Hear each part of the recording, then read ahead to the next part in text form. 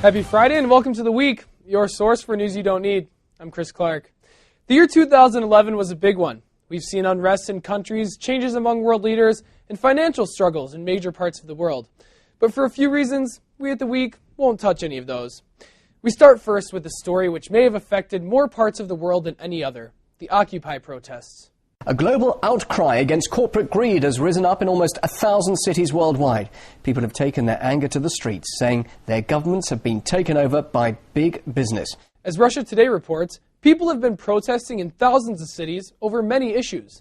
The people are kind of left in the dust. People aren't getting what they deserve. Because we know that the bankers and the bosses are getting bailed out by the governments, and we're being forced to pay the price for that.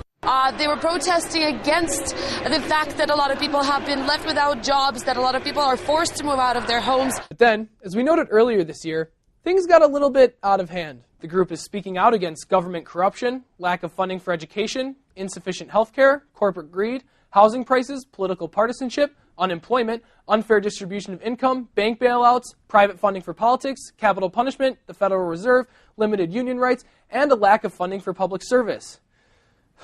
So the protests lack organization, and what could have been a major world movement ended up only occupying time and space in the news.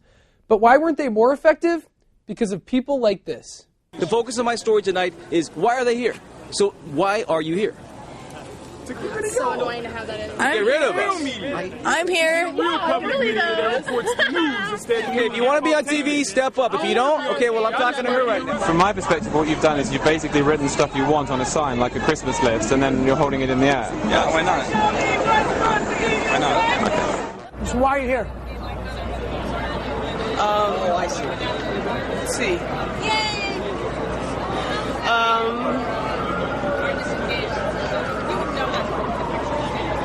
First, it was big parties in the parks, and last I heard, the protesters were moving people into empty houses. As we look forward to the next year, we wonder, what will they occupy next?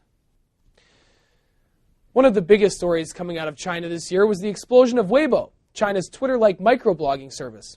A growing number of people are using the site every day, and aside from following celebrities and sharing social news, people are turning to Weibo as a news source.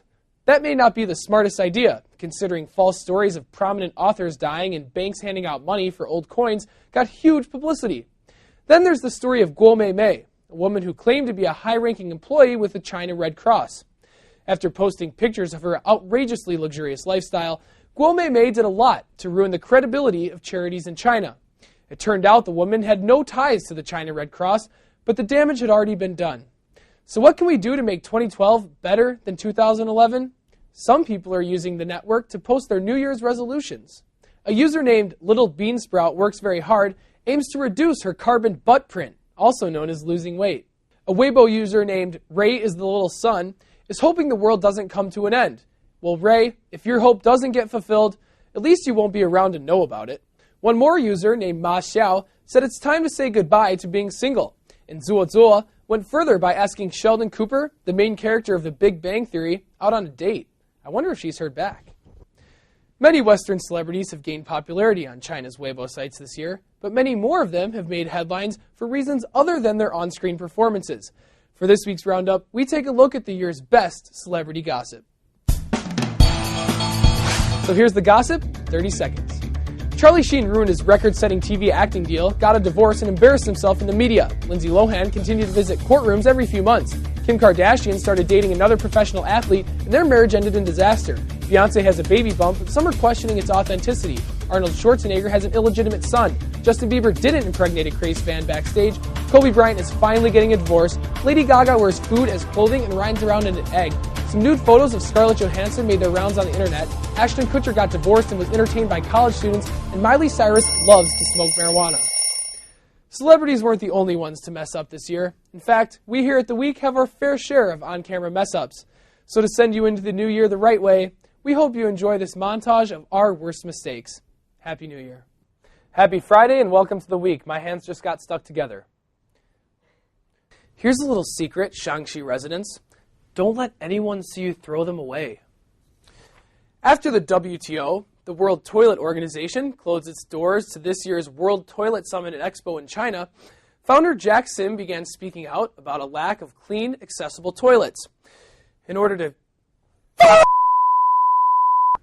One more time. Excuse me.